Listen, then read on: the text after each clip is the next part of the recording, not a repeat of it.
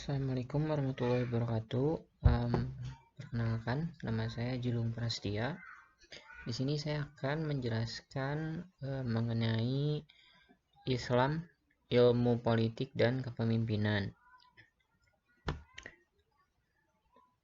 Disusun oleh saya sendiri, Julung Prastia, kelas Farmasi 3, reguler sore Universitas Al-Ghifari.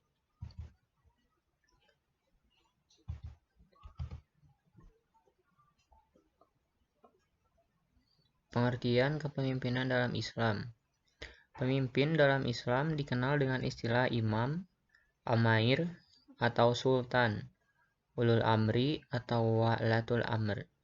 Sedangkan pemimpin negara dalam sejarah terdahulu biasa digunakan dengan sebutan khalifah.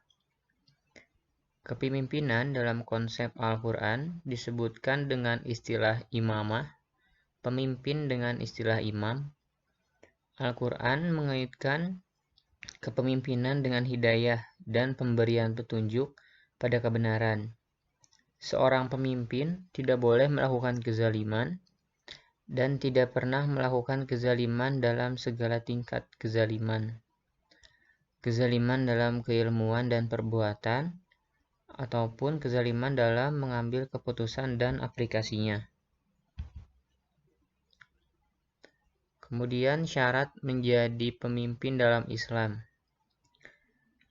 Berikut ini adalah beberapa persyaratan yang dimaksud. Ada 11 persyaratan yang harus dipenuhi oleh seorang imam atau pemimpin, yaitu yang pertama harus Islam, kemudian baligh, lalu yang ketiga berakal, keempat statusnya merdeka, kelima laki-laki, keenam berilmu, adil, memiliki kecakapan diri, memiliki kecakapan fisik, tidak berambisi mendapatkan imamah, dan kemudian sudah. Fungsi dan peranan pemimpin dalam Islam. Dalam Islam, seorang pemimpin disandarkan kepadanya tanggung jawab yang besar terhadap rakyatnya.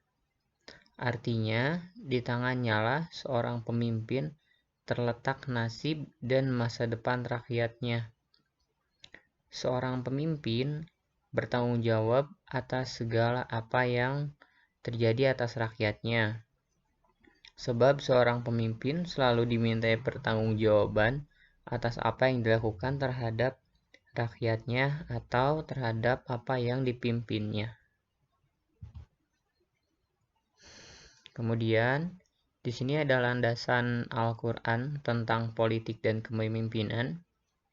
Yang pertama ada di Quran Surat As-Sajdah ayat 24, yang artinya, dan kami jadikan di antara mereka itu pemimpin-pemimpin yang memberi petunjuk dengan perintah kami selama mereka sabar. Mereka meyakini ayat-ayat kami. Kemudian yang kedua terdapat pada Quran Surat Ali Imran ayat 159, yang artinya, maka berkat rahmat Allah engkau Muhammad berlaku lemah lembut terhadap mereka. Sekiranya engkau bersikap keras dan berhati kasar, tentulah mereka menjauhkan diri dari sekitarmu. Karena itu, maafkanlah mereka dan mohonkanlah ampunan untuk mereka, dan bermusyawarahlah dengan mereka dalam urusan itu. Kemudian, apabila engkau telah membulatkan tekad, maka bertawakallah kepada Allah. Sungguh Allah mencintai orang yang bertawakal. Kemudian, landasan Al-Quran tentang politik dan kepemimpinan yang ketiga terdapat pada surat Ali Imran ayat 28. Artinya, janganlah orang-orang beriman menjadikan orang kafir sebagai pemimpin, melainkan orang-orang beriman. Barang siapa berbuat demikian, niscaya dia tidak akan memperoleh apa-apa pun dari Allah. kecuali karena siasat menjaga diri dari sesuatu yang kamu takut dari mereka. Dan Allah memperingatkan kamu dari siksanya. Dan hanya kepada Allah lah tempat kembali.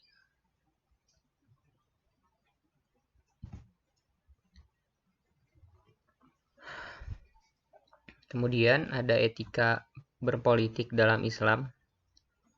Sebagai seorang muslim, tentunya kita harus memegang teguh seluruh ajarannya, baik itu dari Al-Quran maupun hadis.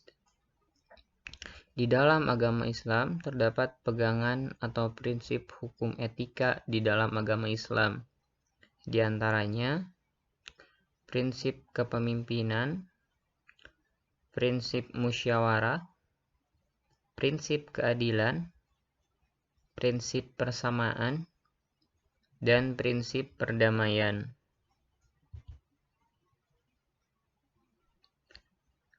Prinsip-prinsip politik dalam Islam, yang pertama musyawarah, yang kedua keadilan, yang ketiga kebebasan, yang keempat persamaan, yang kelima hak menghisab pihak pemerintah.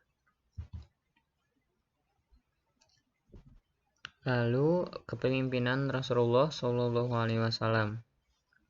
Sebagai manifestasi dari pertanggungjawaban seorang manusia, hamba Allah Subhanahu wa Ta'ala, Nabi Muhammad SAW pernah memberikan pernyataan yang menggambarkan bahwa seluruh manusia itu hakikatnya adalah sebagai pemimpin yang akan dimintai pertanggungjawaban atas kepemimpinannya tersebut, baik di level paling tinggi maupun pada level yang terendah.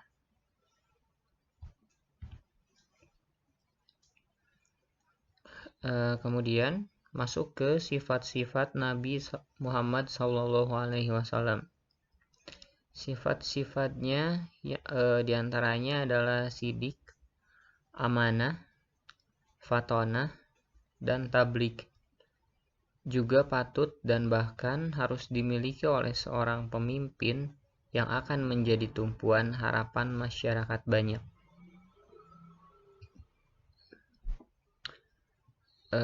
Sifat-sifatnya yang pertama adalah sidik, yang artinya jujur.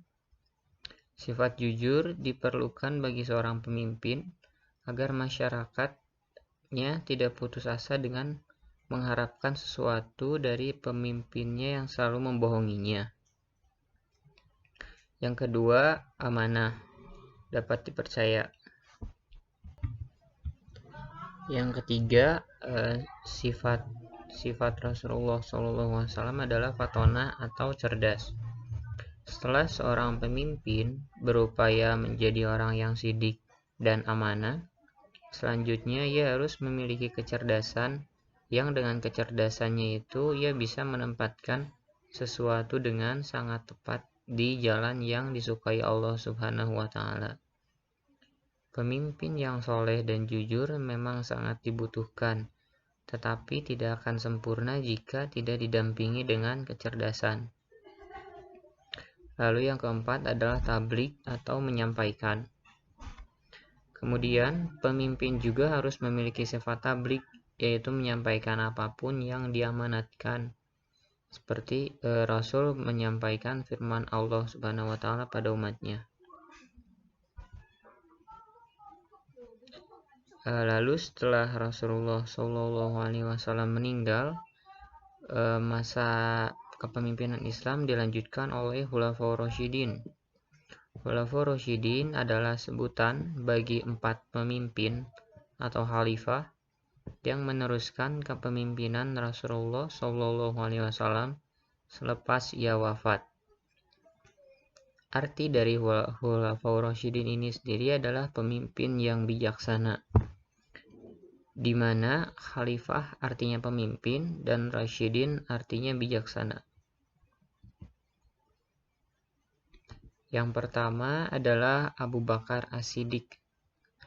Beberapa pencapaian yang berhasil diperjuangkan oleh Abu Bakar pada masa kepemimpinannya yaitu sebagai berikut. Yang pertama, pada masa kepemimpinannya banyak bermunculan konspirasi mengenai nabi palsu propaganda tersebut menyebabkan Perang Yamamah dan melibatkan pasukan Musailamah al-Kadzab dan pasukan Muslim. Perang tersebut akhirnya dimenangkan oleh kaum muslimin, meskipun hal ini mengakibatkan banyak penghafal Al-Quran yang wafat.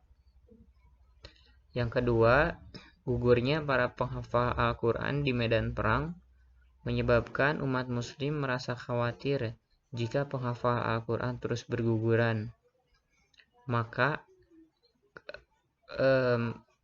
kemungkinan besar tidak akan ada lagi penghafal Al-Quran di dunia ini. Umar bin Khattab akhirnya menyarankan Abu Bakar untuk membukukan Al-Quran. Awalnya Abu Bakar tidak setuju karena Rasulullah SAW tidak pernah membukukannya. Namun setelah dijelaskan Umar, akhirnya Abu Bakar bersedia mengikuti nasihat tersebut. Pengumpulan mushaf Al-Quran dipimpin oleh Zaid bin Sabit, dan setelah itu diserahkan kepada Abu Bakar. Setelah Abu Bakar meninggal, mushaf tersebut disimpan oleh Hafsah binti Umar, yang merupakan istri Rasulullah SAW.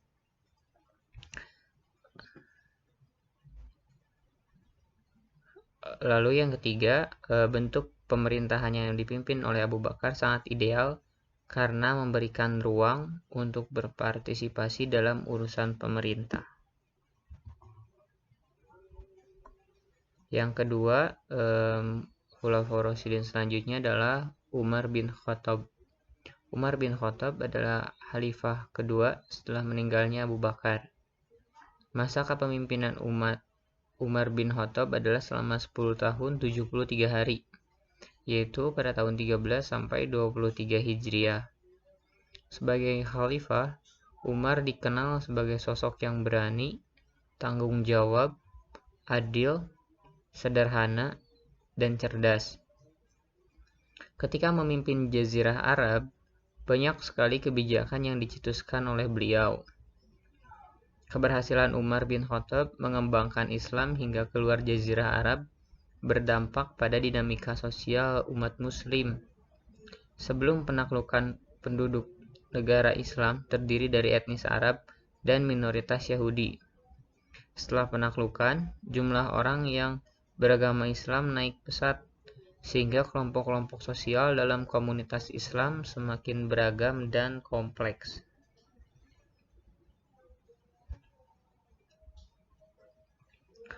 Lalu yang ketiga, setelah Umar wafat, dilanjutkan oleh Utsman bin Affan. Utsman bin Affan menjadi seorang khalifah ketiga ketika berusia 70 tahun setelah Abu Bakar dan Umar meninggal. Beliau merupakan khalifah dengan masa kepemimpinan paling lama. Selama menjadi khalifah, banyak sekali prestasi-prestasi yang didapatkan. Prestasi-prestasi tersebut adalah pembukuan Al-Quran, kemudian terjadinya perluasan area Masjid Nabawi di Madinah dan Masjid Haram di Mekah, terjadi pemindahan pelabuhan Hijaz ke Bandar Jeddah, lalu beliau memberikan sebagian hartanya untuk keperluan jihad Islam seperti pada Perang Badar, Tabuk, dan lain-lain.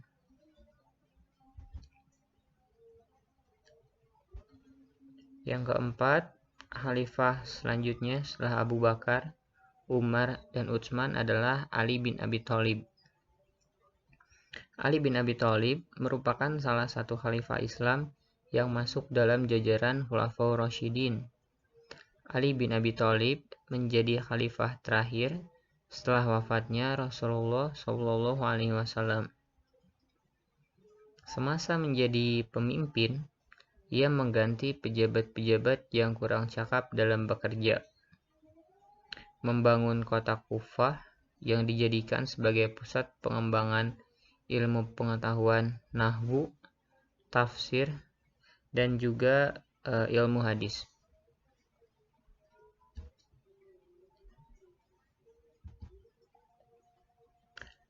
Sekian materi tentang kepemimpinan dalam Islam yang bisa saya sampaikan.